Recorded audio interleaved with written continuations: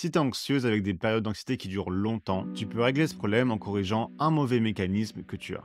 Et si tu veux un post par jour pour mieux gérer tes émotions, abonne-toi. Le listing. Si tu es anxieux ou anxieuse, je te parie 100 balles que tu as déjà ce mécanisme-là. Donc tu as une pensée anxieuse du type j'ai un cancer.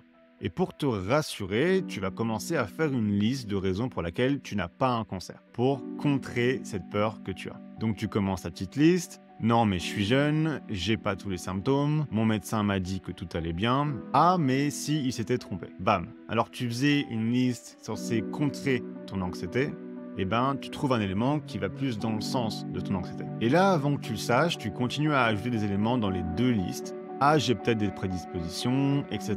Donc quelques minutes après, tu te retrouves avec deux listes, une pour et une contre.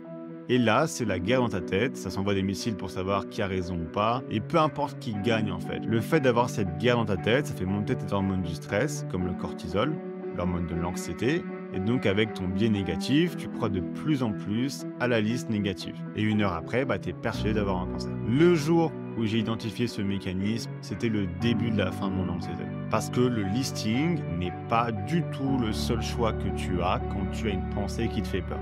Tu as le désintérêt de solution. Tu vas même pas commencer à écrire cette liste.